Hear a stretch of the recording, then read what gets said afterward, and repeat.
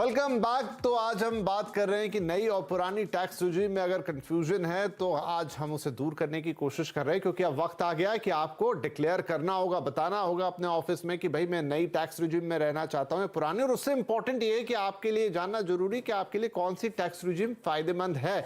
वही कोशिश हमारी जारी है। हमारे साथ हमारे टैक्स गुरु शरद कोहली साहब बने हुए हैं, जो इनफैक्ट हमारे दर्शकों के सवालों के जवाब भी दे रहे हैं। तो शरद जी, अब हमारे पास जो अगले कॉलर हैं वो हैं संदीप भटनागर साहब, जो कि एक प्रोफेशनल है और हमारे साथ जुड़ गए इनफैक्ट। तो संदीप जी अपना सवाल पूछेंगे यहाँ। मैं ये जानना चाहता हूँ कि एनपीएस पर इतनी चर्चा हो रही है सरकारी और गैर सरकारी स्तर पर।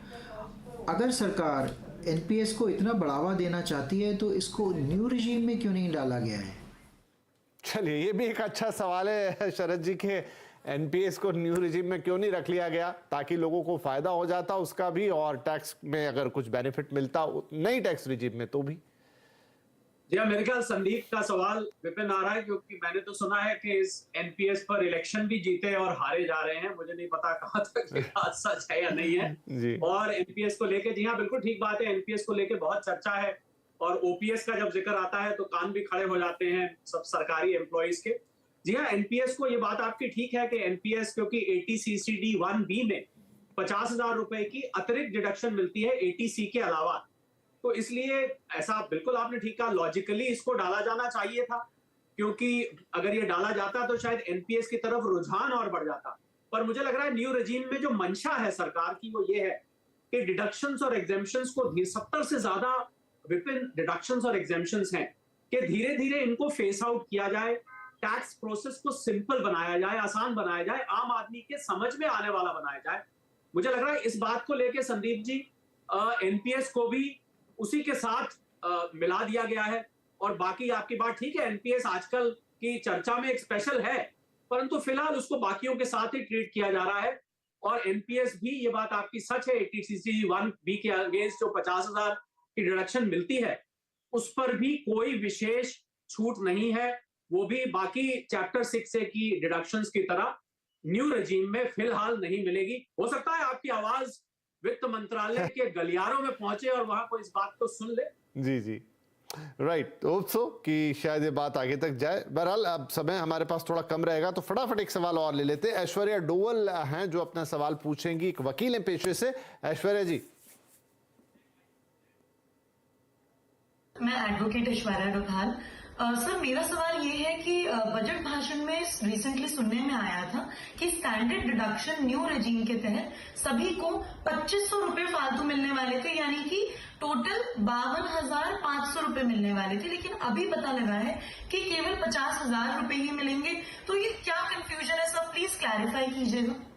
मतलब 2,500 रुपए का थोड़ा सा लोचा। जी शरद जी। जी हाँ बिल्कुल। मुझे याद है जब बजट स्पीच आई थी, मैं आपके साथ मुंबई में ही था और वो अनाउंसमेंट में 2500 रुपए, ऐसा लग रहा था जैसे कि 50 बढ़ के 52,500 हो गया है।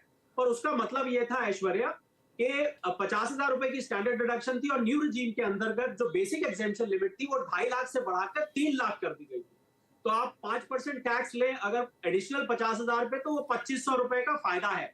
तो वित्त मंत्री महोदया ने उसको ये बताया था कि अब आपको स्टैंडर्ड डिडक्शन 50 नहीं 52,500 मिलेगी, यानी कि 2,500 रुपए की जो अतिरिक्त एग्जेम्पशन दी गई थी, डिडक्शन दी गई थी या बेसिक एग्जेम्पशन लिमिट बढ़ा दी गई थी, उसके 2,500 रुपए का उन्होंने जिक्र किया था। तो उन्होंने जब दोनों को मिला के बताया तो सुनने में ऐसा लगा, बिल्कुल ऐश्वर्या आपका कंफ्यूजन जायज है, सुनने में ऐसा लगा कि स्टैंडर्ड डिडक्शन बढ़ के 52,500 हो गई, पर हकीकत यह है कि स्टैंडर्ड डिडक्शन 50 की 50 ही है और 2,500 रुपए basic exemption limit new regime में बढ़ने से ये फायदा उसमें जुड़ के दिखाई देने लगा। तो मैं उम्मीद करता हूं आपका कंफ्यूजन दूर हो गया होगा। जी शरद जी, क्विकली इन 30 सेकंड्स एक सवाल मेरी तरफ से कि बहुत सारे जो नए लोग हैं जो हाल फिलहाल में नौकरी, अपनी पहली नौकरी शुरू कर रहे हैं, उनके एक कलेक्टिव सवाल उनका कि उनके लिए नई टैक्स रिजीम या पुरानी। देखिए 7 लाख तक की लिमिट है, जैसा कि लक्ष्मण ने वॉल पे बताया। अगर 7 लाख और उसके आसपास आप हैं, हो सकता है आपके लिए न्यू रेजिम फायदेमंद हो। पर मैं बहुत जरूरी बात विपिन जो बोलना चाहूंगा जाते जाते कि निवेश करना एक अच्छी आदत है। खाली टैक्स की वजह से आप अपना निवेश मत छोड़िए। ये बुढ़ापे की लाठी बन सकता है, ये शादी ब्याह के खर्च में काम आ सकता है, ये पढ़ाई लिखाई के काम में आ सकता है, ये मकान खरीदने के काम में आ सकता है, कोई महंगी गाड़ी खरीदने के काम आ सकता है।